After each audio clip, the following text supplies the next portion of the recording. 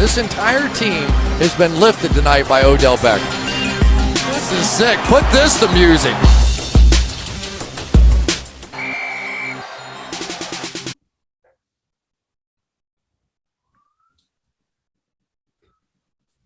Rad League fans across the globe, we are back. The boys are back. We are back with another season of the Rad League, another preseason power rankings. Jacob, thanks for coming on. Newest edition Rad League, the Inferno.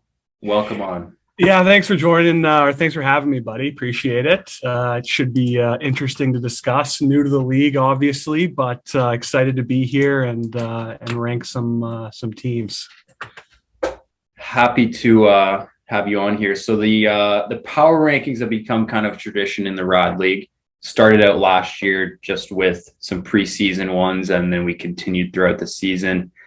All of our viewers would have seen Jab leading the way throughout the majority of the season before the inevitable crash as the stock market saw in 2008. But it's a new season, so everyone's got some new life. We've got some new keepers. We've seen some keeper trades, some draft pick trades. A lot's gone on. So what we've done today, Jacob and I, we each have made our rankings 1 to 10 for the Rad League here, and then we combined them and have a median set of rankings here. So we're going to kind of go through the average positioning, and then we'll give a little reasoning as to where we ranked the person ourselves and kind of how they got the score that they did. So we'll start at number 1. We'll just get right into it. You want to go with number 1 out of the gate instead of 10? Well, what do you let's go with 10. Let's go 10. All right, so at 10 we have EMG. Why'd you have EMG at 10, Spence? Eat my grit. Well, I personally had them at 9, but they are our lowest scored team. I mean, You see EMG, the keepers they're good, they're not great. Pick 109 is good, not great. It's just kind of EMG is just always a team that's like, are they going to win it? I would bet on the no side for that. Sure. I just don't have a lot of fear when I look at this EMG squad. How about yourself? Yeah. So how I tried to do the rankings for me anyway, was like, what team would I be scared to play the most given like their current draft ranking, given the players they got on their roster currently. And for me, like, I think there's so much hype around Saquon, and like, listen, fair enough. Jordan's stuck with them for such a long time. So I've heard, like, ride with your guys, but I'm just not scared of Saquon and Mike Evans and pick 109. Versus like some of the other guys in the league. Yeah, for sure. That's good. So going through, we'll mention the team's keepers and their picks. So Saquon Barkley, Mike Evans, pick 109. And to be honest, that's a good start. That's a fine start to your year. They could have a good season. It's just a good draft. It's just the way we look at it. Someone's got to shake it on the bottom. EMG, use it as fuel. Okay. Team number 9. I'll do this one. I had this team ranked number 10. The Jackrabbits, formerly J-Dog's Jackrabbits. They took the Jake out of Jabronis. They're now just the Jackrabbits. Their situation is a little messy. They recently just traded away their keeper running back to yourself. We see you got the Camara jersey on. Yeah, that was something. They now reside with a decision of either DK Metcalf or Keenan Allen, and then they traded up and they got themselves the 102 draft pick. So rumor mill seems to be saying that they're going to be getting a RB there. So it's a step in the right direction for the Jackrabbits. It's just they're coming from behind. Yeah, and you know what? To be fair, credit to Jay on a couple things. Like, I pitched him for Camara for a really long time, and he was like, "No, he's my guy. I'm riding with him. Whatever." Gave him, like, I was bidding against myself, so I'm up on the offer constantly. And you know what? Fair play to him. Eventually, it took me getting Dame involved and doing like a bunch of mismatch to pay what I wanted to pay for him to begin with. But it ended up working out. And now he's completely reset. It's hard to trade a guy you've kept for so long, you know? Yeah. So he's done all that. He's rebuilt. He's got the 102 where I assume he's taking Chubb or Mixon, and then you got the 2 second-round picks. So he's got, a little bit going for him. Does he have 2 seconds? I only see 1 second-round pick. I believe 2 at the moment. Let's go through here. He's got. I got the Google Doc right here, the draft order.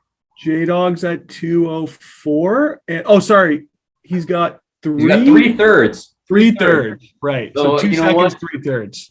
For a team that they had Kamara with potential suspension, they had a keeper wide receiver with no quarterback. Obviously not ideal, but I think it was a strong offseason for them still. Yeah, fair. It's a pretty decent foundation, you know what I mean? It's a competitive league. Just because you're ranked 10, it don't mean much. It's true. Take it. Why don't you give us our 8th ranked team here? Yeah, so I had this team ranked 9th, and I believe you had them higher. And this is GSOP at number 8 for us collectively here. And to be fair, I don't think GSOP's got that bad of a start. Eckler's obviously a top guy. He's top 3, top 4, however you want to rank him. Yeah. And then obviously the caveat with that being Kyle Pitts is not a great ideal second keeper. I don't think that's confirmed yet, but realistically, I'm not sure who else he's keeping. I assume it's Pitts, so I'll go with that, but not an ideal second keeper. And then he's obviously made no moves yet. And so, he's got Eckler, Pitts, and I believe the 101. 101. So he's got the Chubb or Mixon pick to go with it. So not a bad starting point, just not great. And I don't really fear those guys, maybe as much as I should. Yeah. I had GSOP at 8, right where we kind of averaged them out at. And, this guy, he went to the Rad League finals last year, yeah. Which was a shock to many, probably even himself. But, he might have 2 top 10 running backs when he leaves the draft. He's got Kyle Pitts. This guy could be a phenom. He could be having a couple too many cigars on the beach in the summer. Yeah. But it's got some sexy names. It does, but not picking again. Start, if I were to bet how the league shakes out, I'd probably slot them in at 8. I don't know. Yeah, fair enough. I think not having a pick till 2. Is Eckler going to score 20 touchdowns again? Probably not. No, probably not. It's going to score more than 1 though, probably. Yeah, for sure. I definitely think Eckler is good. I don't love not having a pick till 210 of the second. That gap there, just in terms of who I have ranked, is kind of why I put GSOP where I did. But I mean, he can still shake things up, make a lot of moves. I don't think it's a bad team by any means. I look forward to seeing him prove me wrong. But then who do we got up next at 7 here? Or at 7 or 6? 7. We've got the vacuum cleaners. Yeah. We've got Hume. It seems that they're at about rank 7 in 9 out of 10 power ranking videos. That seems to be their sweet spot. Just everyone wants them to take that next step, but we haven't seen it yet. We have not seen it from the vacuum cleaners, although they are sitting in a good spot. Probably the best start to any season that they've had to this date. I had them ranked at 7. They come in at 7 with the keepers of Justin Jefferson, DeAndre Swift, and then pick 103. So Jefferson, obviously that's, one of the best dynasty wide receivers, one of the best keepers. Swift should be solid. Is he going to be a top 5 RB? Probably not. And then pick 103, he should get another stud there. So as it always is for the vacuum cleaners, things look to be trending up. Yeah. But is it fool's gold? I don't know. See, this is the thing. I struggle with this one a lot because I had him at 7 as well. I think we collectively as well had him at 7. But for me, Jefferson's a stud. Swift has the potential to be a stud if it works out the way it should in Detroit. And pick 103, if he had their guaranteed one of Diggs or Chubb or Mixon before that big debacle with, Tink keeping Diggs instead, I honestly would have probably had him higher. But now, depending on who he has at 3, probably a lesser option. And I came figuring that 7's probably the highest I can give him. But heck of a potential keeper duo there. If he drafts well, I think he could be as good as anybody.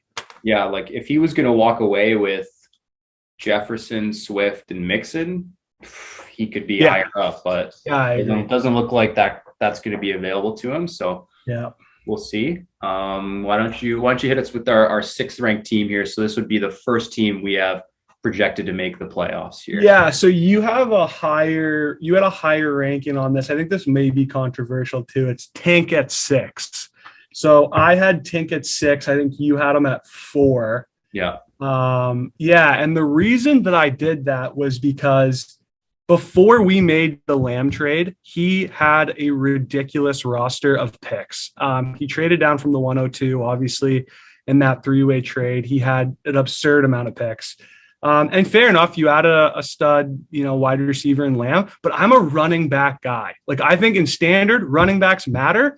And Tink, I have had 150 conversations with Andy being like, this is the year that I go running back. Running back in standard matters. The wide receiver doesn't work. And here he is trading for another stud wide receiver, doing the same thing Tink always does. So that's why I have him at 6. I think his team is as good as anybody. And he's got, a couple second rounders, or does he have 1 second or 2? I think he's still 1 second and a couple thirds, 2 thirds. Okay, so 1 second, 2 thirds. You know what? I think it's a good slot to be in.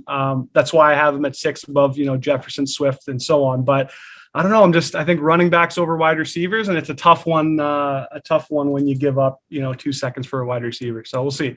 Yeah, like you said, I had Tink at 4. I mean, I like Javonte, I like Diggs, I like CD. Yep. The team, it did look real scary. He used to have 3 second rounders, 2 thirds. Obviously, didn't have CD Lamb at that point. Yeah. And I think it still might have been a good move to go get Lockett. I agree. I mean, a draft pick, in my opinion, is more valuable before there's a player attached to it, because then you get some personal bias. So. Yep. Good to make a move when you still can. You can get that value from your draft picks. I agree. But CD. One thing I will say about Tink too is very boom or bust, right? Like Javonte could have this 70% snap share, and if he does, obviously he's way better than we think. CD, again, it's like he could be the only guy in Dallas. We don't know what's going on there, so it could be very boom or bust for the season. So he could be way higher than 6, or he could be way lower than 6. I think a lot rides on Javonte. He could have a running back problem, or he could not. But exactly. Yeah, we'll see how it goes. Leading into number 5 consensus ranked team. I also have this team at 5. It is yourself, new team of the Rad League, the Inferno, with keepers. It would have been Derrick Henry, CD Lamb. Obviously, you got rid of CD for those draft picks and have traded for Alvin Kamara. So you now have the 2 power backs. You've got Derrick Henry and Alvin Kamara, and then I believe 3 second-round picks. 3 second-round picks, yeah. 3 second-round picks, 2 supposedly juggernaut RBs. So, I mean, you could do a lot of damage with that if you get some receivers in there, round out a team. That could definitely be a force. Well, here's the thing. So for me, I'm not mad at 5, first year in the Rad League, whatever. Obviously the big thing going into my team is health, as it is with anybody's team. But just because I got the ancient running backs, they're like, 450 years old collectively. So having those guys stay healthy is like super important. The Kamara suspension doesn't bother me at all. He's got the hearing, 4 weeks into the season, which will probably get delayed again, in which case it's a 2023 thing. So that doesn't scare me at all. And Kamara's never finished worse than RB8. And obviously Derrick Henry, if he's healthy, he's a top 3 guy. He had 23.2 points average through the 8 games before he was hurt last season. So that's mega numbers. If he stays healthy, he's a machine. It's just if he stays healthy. So I don't hate myself at 5 there. And you came into this league and you started off with Derrick Henry, CD Lamb as the keepers you took over. Could not have asked for a better situation than that. A lot of people would have done what you did. You want to kind of make it your own team. You want to go get your guy Kamara. You loaded up on picks in the second. You've got a chance here to really put your own touch on this squad, which I like. Again, just maybe not having that wide receiver keeper, the aged running backs, a potential Kamara suspension incoming. Couldn't really be higher than 5. Still a good spot, though. Yeah, I don't hate it. And so one spot ahead of me, I believe we had a tie for fourth. Yes. So we had bench warmers and Jab collectively tied for fourth. I had Jab at 1. I just want that on the record. You had him at 6. I did So, have that might be our biggest discrepancy up to this point. So Jake, just want to give you that I had you at 1 there. So the reason I have Jab at 1 is because I think CMC is the best player in fantasy football when he's healthy. If he stays healthy, obviously it's a huge if. He's been clocked the last 2 years. He's been basically a Band-Aid. But if he stays healthy, you combine him with Debo, who I think is criminally underrated in his ADP. He's just such a machine now that he's signed. Like, he proved it last year. He's disgusting. And you combine that with 2 picks, I believe 5 and 8. And he's going to have a 4-headed monster as good as the bench warmers. I think it's borderline great that they're both at 4 there. Yeah, I mean, we've all rented the Jab DVD. We've all watched it, and we've all fucking returned it. You know what I mean? Like, yeah, you look at CMC Debo, and he made another draft pick trade. He's got 2 first-round picks, like we see Jab typically like to do.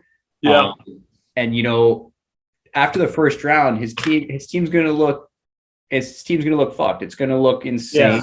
Yeah. He's gonna have some studs, but I mean, as we've seen before, I mean, one injury and that whole team is changed. So it's just, I see the upside. I just also see the downside. I still think Jab is a playoff team here. Still think it could be a force, but yeah, got him in at 6 there. So we had bench warmers tied with the same amount of points.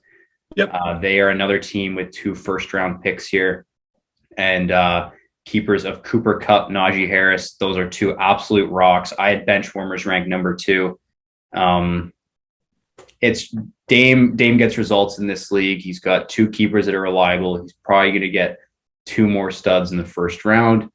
I just like the stability of his keepers, I'll say, more than Jab. Yeah. But very close. Everyone that I've got ranked inside this top tier, very close in my opinion. So I had bench warmers at 5, and there's one reason for that specifically is I don't love after the first round. Same as Jab, he's got the 4 studs, but he doesn't pick again until the 4th. So it's a long way to wait. I believe Jab he might be the same. But yeah. And then on top of that is the wide receiver 1 hasn't finished as the wide receiver 1 again in back-to-back seasons in 15 years. So will Cooper Kupp change that? Who knows? But I'm just betting on history when I put bench warmers lower than where you had them. Yeah. So we've got our final 2 now. Yeah. Everyone's watched the video at this point. You've done the math. You know who it is. It's the Belton boys. Rank 1 and 2.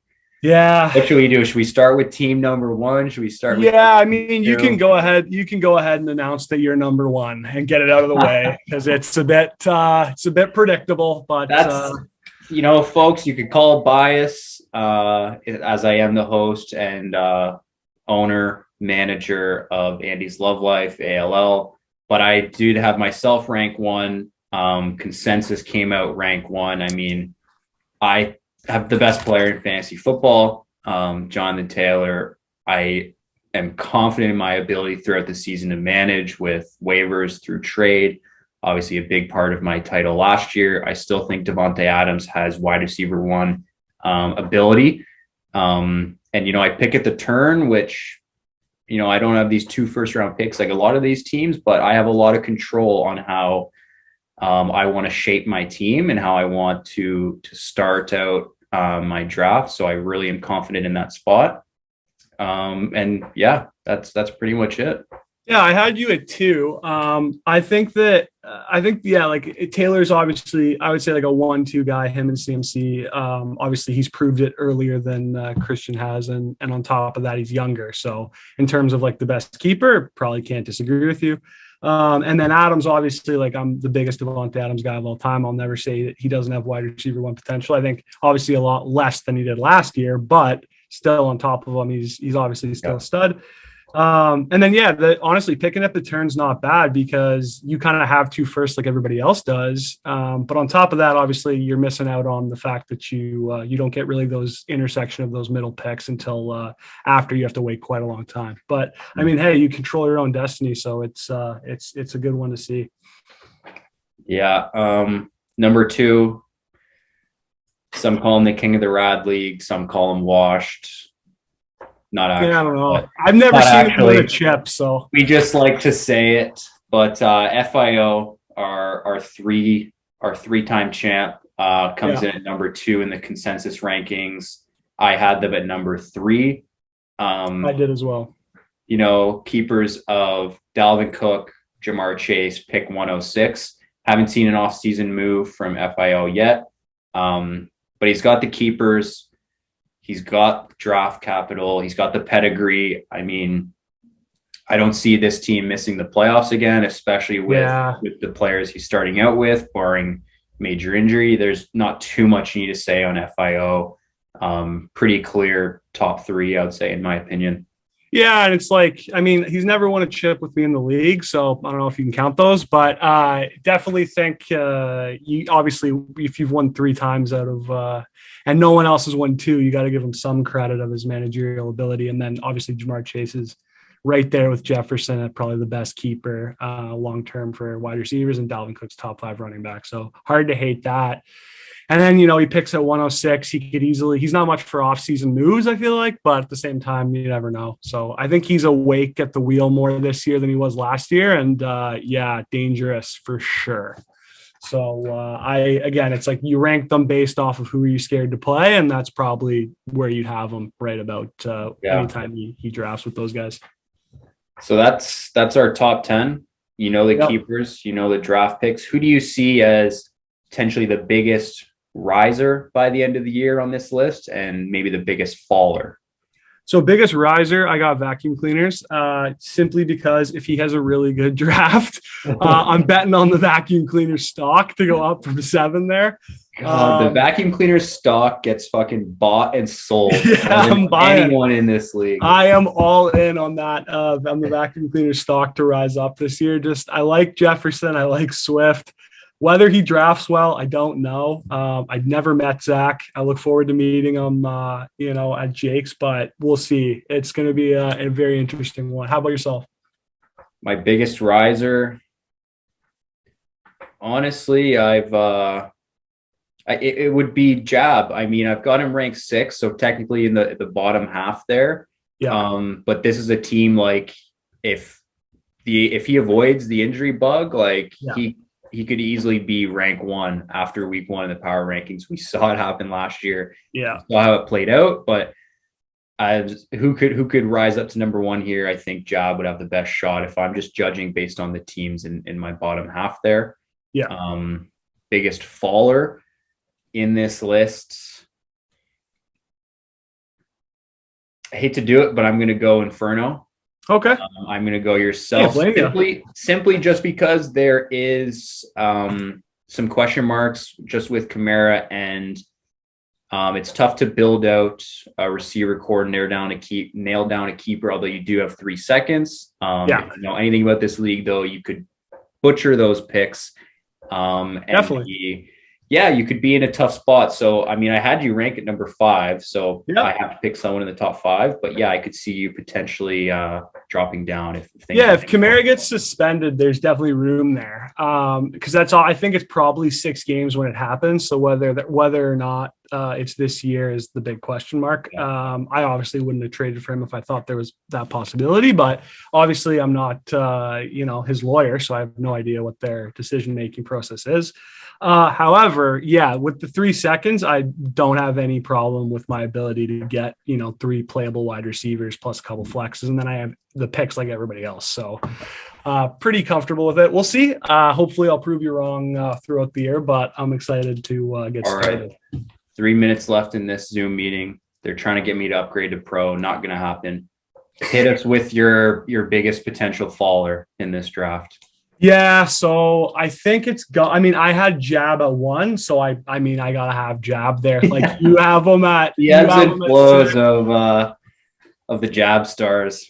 Yeah, I think as much as I'm a big jab guy right now, I'm not immune to the fact that Christian McCaffrey gets a fucking blow in the ear and he flies 15 feet to the left. So I feel as if, one bad hit to him and, once again, the jab stars are derailed. And it's right back to what happened last year. So, I mean, we'll see. But, I'm on Team Jake for now. But the second an injury happens, it's going to be hard to, keep him at 1. There it is. I mean, we'll run it down quickly here. Yep. The 10, we've got ALL, FIO, bench warmers, jab, Inferno, Tink. Those are your projected playoff teams. And then the projected Dookie Bowl contenders, Cume, GSOP, Jackrabbits, and EMG, rounding out the rear there. But yeah, that'll do it for this rendition of the power rankings preseason. Yep. Have to get another one post draft. We'll see who can draft, who cannot draft. Excited for that one. But yeah, thanks for coming on. Excited to have you in the league. Appreciate that. Get you sporting the Camara jersey. But have to. Yeah, this was good. We'll have to have you back on, and I'm sure we'll have a lot of chatter from the league about our rankings, and we'll go from there. Let's have a good season. Yep, look forward to it, buddy. And thanks everybody watching for having me in the league. It's going to be a good season. Cheers.